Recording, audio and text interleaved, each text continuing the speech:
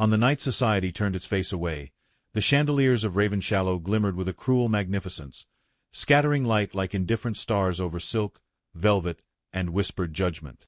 Music swelled, polite and precise, yet beneath its elegance lay a tremor, for scandal had arrived uninvited. At the far edge of the ballroom stood the woman whom no one dared approach, her presence acknowledged only through sidelong glances and the tightening of lips trained in civility. She was young, scarcely past her 20th year, and tonight she wore disgrace as others wore jewels. Her gown, once chosen for joy, clung now with the solemnity of mourning. Its pale fabric seemed to drink the light rather than reflect it. Her hands remained folded at her waist, unadorned, save for the faint tremor she fought to still. She did not weep. Victorian society respected tears only when they were private, and she had learned restraint too well. The whispers began near the refreshment table and traveled swiftly, carried by fans and raised brows. They spoke of punishment, of dismissal, of a woman removed from a duke's bed as one might remove a stain from fine linen. Some voices held triumph, others pity, but all agreed upon her fall. No one spoke her name aloud. To do so would be to acknowledge her humanity, and tonight she had been reduced to a cautionary tale. At the center of the room, commanding attention without effort, stood the Duke of Ashcombe. He was in the full gravity of his years, tall, broad-shouldered, and wrapped in the severe elegance of his rank. Dark fabric traced the lines of his authority, and his bearing suggested a man accustomed to obedience. He spoke when required, bowed when expected, and yet his gaze never once traveled to the corner where she stood. That omission was noted by all, and interpreted with merciless certainty. Once, not long ago, his eyes had sought her with an intensity that startled even him. Once, his voice had softened when he addressed her, as though the world permitted gentler tones. Tonight, he was iron and ceremony, a duke shaped perfectly to society's demand. The distance between them was measured not in steps, but in silence. A matron of consequence paused near the heroine, her perfume heavy with artificial sweetness. "My dear," she murmured, "it is unwise to linger where one is no longer welcome." The words were wrapped in concern, yet sharpened by delight. The young woman inclined her head in acknowledgment, accepting the rebuke without defense. Dignity, she knew, was the final possession left to the disgraced. As she turned toward the doors, the orchestra faltered for a breath, then resumed. Carriages waited beyond the great windows, their lanterns glowing like watchful eyes. Each step she took echoed too loudly upon the marble, though she moved with practiced grace. She felt the weight of 100 judgments pressing upon her back, urging her to hurry, to vanish, to confirm their verdict. Near the dais, the Duke's mother observed the scene with measured calm. Her expression revealed nothing, yet her fingers tightened around her fan. It was she who had insisted upon propriety, who had whispered of necessity and consequence. The world would assume the Duke's hand had struck the blow, but the machinery of punishment was older and colder than any single man. Outside, the night received the fallen woman without comment. Rain misted the air, beating upon her lashes and darkening the hem of her gown. A footman, instructed not to meet her eyes, opened the carriage door. She paused only once, glancing back toward the blaze of light she was leaving behind. For a fleeting instant, she wondered if he would look for her, if duty would falter. Inside the ballroom, the Duke lifted his glass. Applause rose obediently, masking the sound of retreating footsteps. His jaw tightened, imperceptibly, as though holding back words that could not be spoken. In that moment, unseen by all, his gaze finally shifted toward the empty space she had occupied, and the cost of his silence settled heavily upon his heart. The carriage lurched forward, wheels striking stone, and with each turn of the road her past seemed to unravel behind her. Memories pressed close, quiet corridors, low voices, the warmth of a presence she had trusted. She drew her cloak tighter, not against the cold, but against the knowledge that she had been chosen for sacrifice. In a world governed by appearances, someone had to bear the blame, and she had been convenient. Within Ravenshallow, conversation resumed its rhythm. Laughter chimed, deliberate and bright, as though merriment could erase discomfort. The Duke answered inquiries with courteous brevity, his composure flawless. Yet beneath the starched surface of his restraint, something restless stirred. Each congratulation sounded hollow, each compliment sharpened into reproach. He had preserved order, yes, but order had demanded a cruel price. Across the city, the carriage slowed before modest lodgings arranged in haste. The footman departed without farewell. Alone, she stood beneath a flickering lamp, rain-soaked and resolute. For the first time that night, her composure cracked, not into tears, but into resolve. She would endure, she told herself. She would live, though stripped of protection. What she did not know, what no whisper yet dared confess, was that the sentence pronounced upon her body had never reached the Duke's heart. Back at the ball, as the final notes swelled and society congratulated itself on restored decorum, the Duke's hand closed around a folded paper hidden within his coat. It bore no seal, only a name written in his own hand, then crossed out. He did not unfold it. He merely held it, as one might hold a wound, and in that silent gesture lay the promise of defiance yet to come. Beyond the windows, thunder murmured, and fate waited, patient and merciless, for the moment when love would demand its reckoning from power, pride, and the woman both had wounded at last tonight. Days after her exile unfolded with a quiet cruelty that no ballroom could rival. Morning light crept through thin curtains into rooms that smelled of damp stone and borrowed furniture, and she learned the geography of restraint anew. Each step she took beyond her door was measured.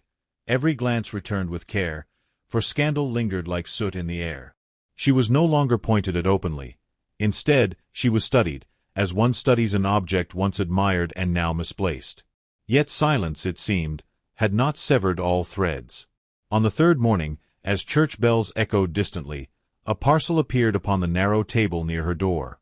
It bore no crest, no handwriting she could name, only a string tied with deliberate neatness. She hesitated before touching it, instinct warning her of hope's danger. Inside lay a pair of gloves, dark and exquisitely made, their leather softened by use. She knew them at once, though she had never worn them. They had rested often upon the Duke's writing desk, fingers folded with habitual precision.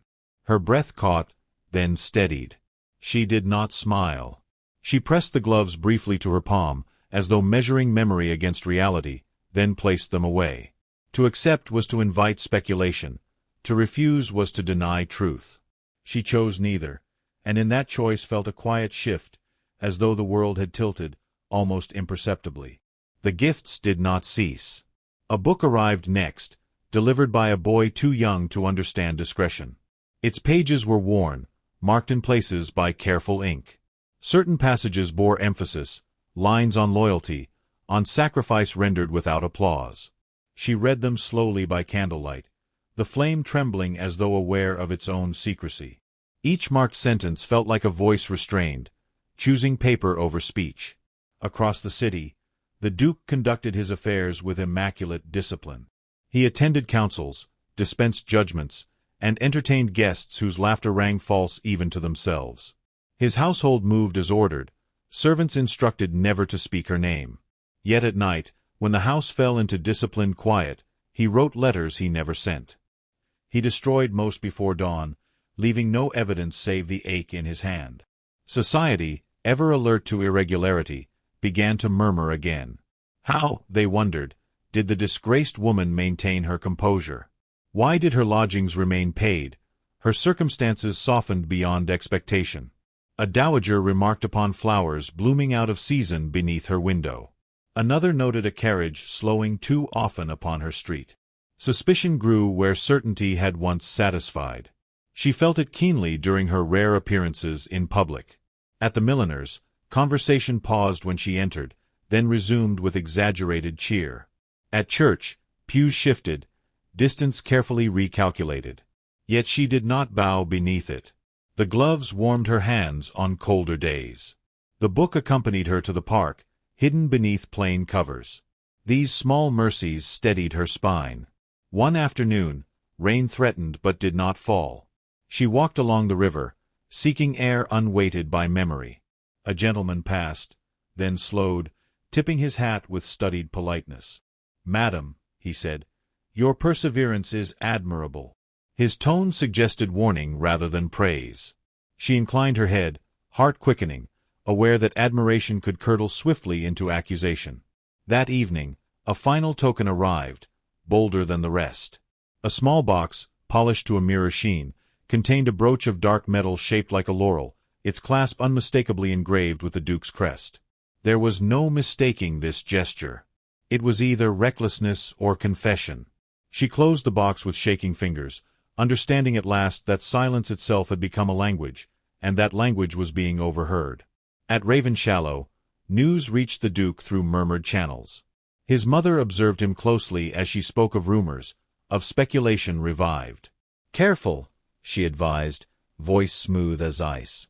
"Charity, when excessive, invites inquiry." He met her gaze steadily, offering no defense. For the first time, restraint tasted bitter. Night deepened, and with it resolve. He stood alone in his study, the rain finally falling against tall windows. The thought of her bearing renewed scrutiny ignited something fierce and ungovernable. Protection through shadows had failed. Each gift meant to comfort had sharpened the knife. In her lodgings, she fastened the brooch to her plain dress and faced the mirror. The laurel caught the candlelight, dark and defiant. She knew what it would cost if seen, knew the whispers would turn sharper, crueler. Yet she did not remove it. To hide now would be to deny the truth she carried, not only of affection, but of worth. When she stepped into the street the next morning, the air seemed charged, as though the city itself anticipated consequence. Eyes followed her, lingered upon the brooch, then darted away. A woman crossed herself. A man smiled thinly. Somewhere between fear and courage, she walked on. Far away, the Duke felt the moment arrive without messenger or sound. He set aside his pen, straightened his coat, and understood that the careful distance he had maintained was collapsing. Silence had spoken, and society had listened. What remained was choice, and choice, once made, could not be returned. As the bells tolled the hour, she reached the square where their paths had last crossed in daylight. The brooch gleamed against her heart like a challenge, and for the first time since her fall, she did not look away from the watching world, unaware that before nightfall, the Duke himself would be forced to answer the question her courage now demanded. Twilight gathered softly over the winter garden, drawing pale shadows across the glass panes as though the day itself wished to eavesdrop. She arrived alone, cloaked and composed, her steps measured upon the stone path that curved between dormant roses. The invitation had been brief, unsigned, unmistakable. She had read it once, then committed it to memory before burning the paper, knowing secrecy was already a fragile courtesy. He waited beneath the arch of bare vines, the Duke's dark coat severe against the silvered dusk. Firelight from within cast restless reflections across his face, revealing lines of restraint she had once traced with reverent curiosity. When he turned at the sound of her approach, his expression did not soften, yet something unguarded flickered there, like breath held too long. "Madam," he said, bowing with formal precision. The word struck her like a blade honed by habit. She inclined her head in return, refusing the comfort of familiarity. The distance between them felt deliberate, shaped by weeks of silence and years of consequence. "You asked for this meeting," she replied, her voice steady, though her pulse betrayed her. "I have come to hear what could not be written." He gestured toward a stone bench near the windows, where frost had traced delicate patterns. "I asked because concealment has failed us both," he said, "and because you deserve truth, unadorned." She did not sit at once. "Truth," she repeated, tasting the word. "That is a luxury rarely extended to women who have fallen." The Duke's jaw tightened. "You did not fall," he said quietly. "You were pushed." At last, she seated herself, folding her hands in her lap as she had learned to do in moments of scrutiny. He remained standing, as though kneeling might betray too much. For a breath, neither spoke.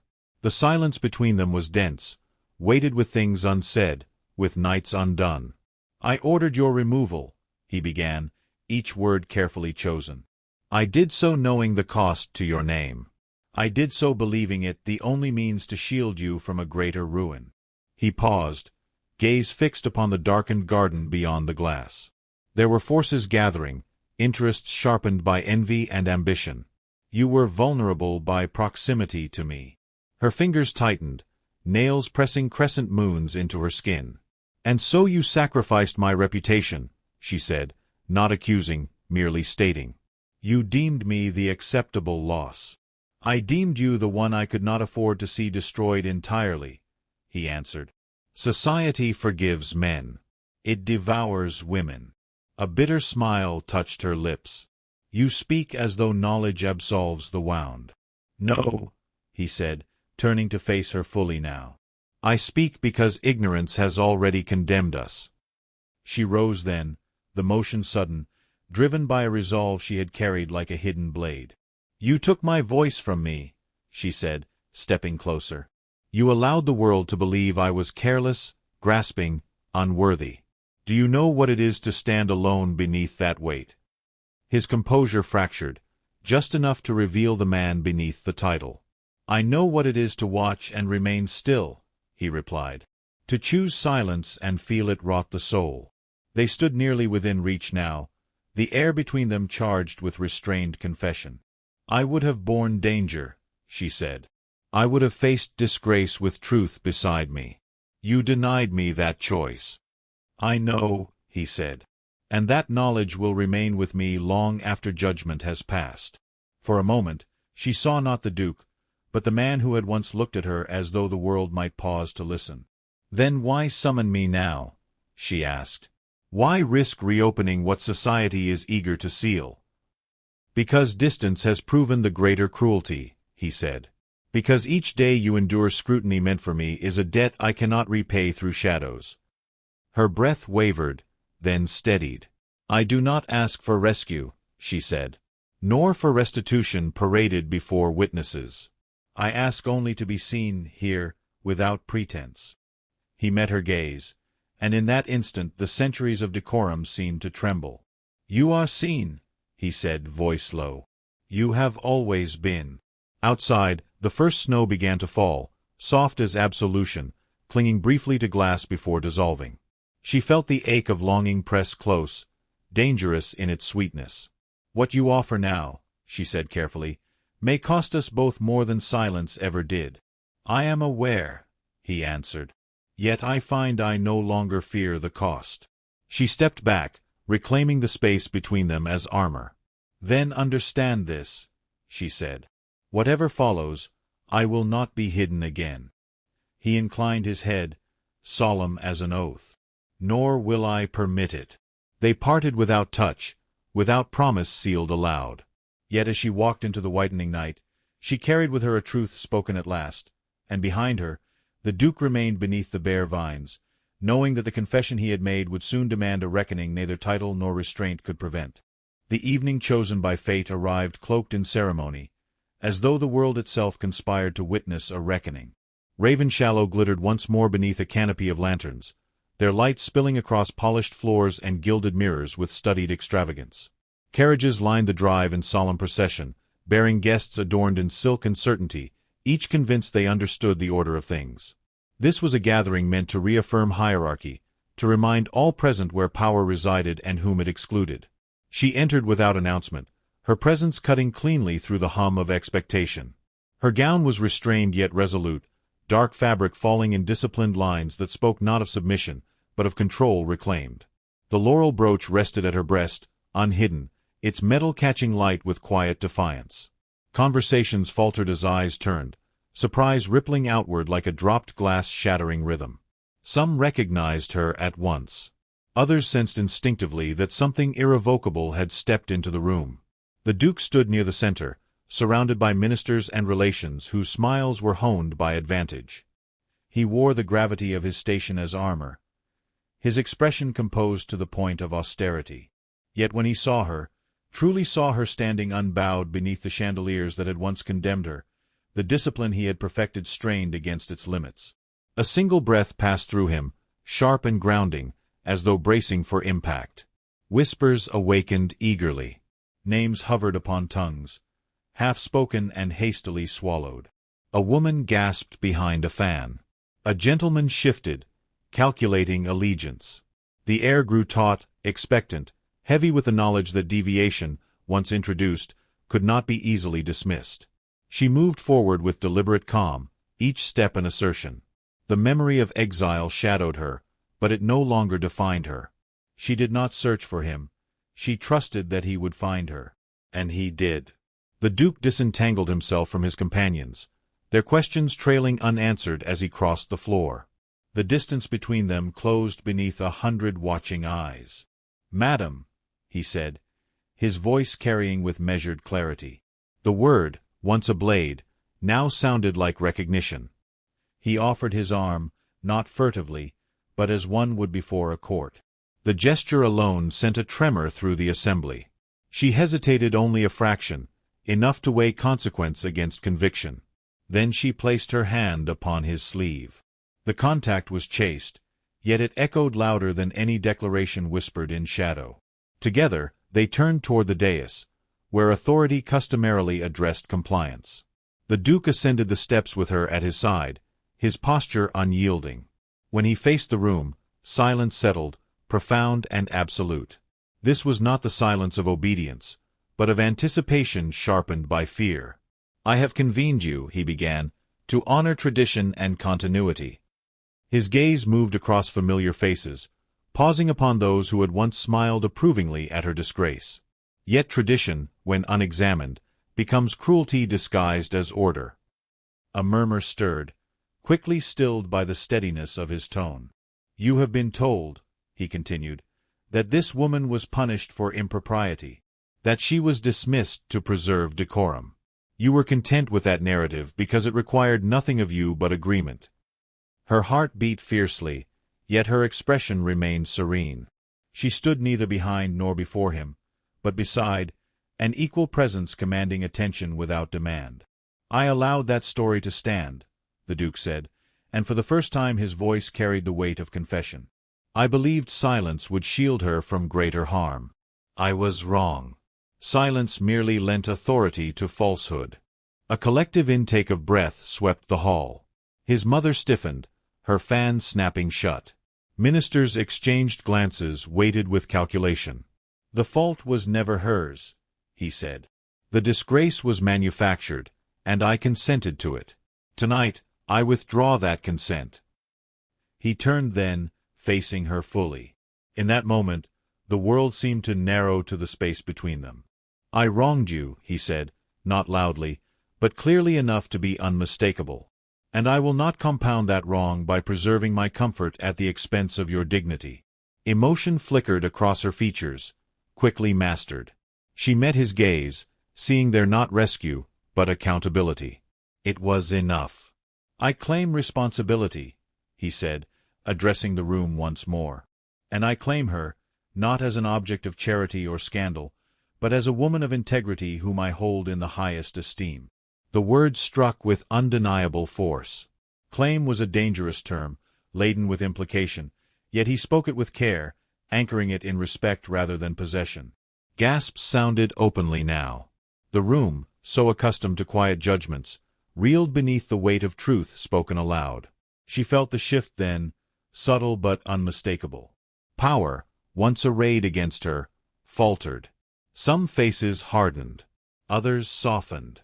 A few looked away, unwilling to witness the dismantling of a lie they had helped sustain.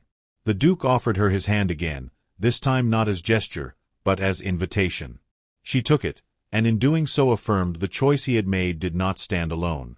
"I will accept the consequences of this declaration," he said, "whatever they may be."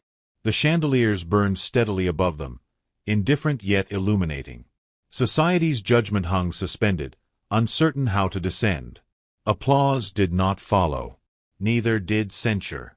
The moment existed in raw suspension, a breath held too long. At last, he guided her from the dais, not toward exit or exile, but into the heart of the assembly. They moved together through parted ranks, the path opening not by permission, but by inevitability. Eyes followed, measuring, reassessing.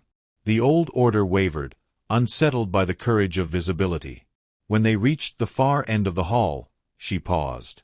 "This does not end here," she said softly, for his ears alone. "What you have done will demand more than words." "I know," he replied, "and I am prepared to give them." Behind them, society began, cautiously, to breathe again. Yet beneath the polite resumption lay fracture and possibility entwined.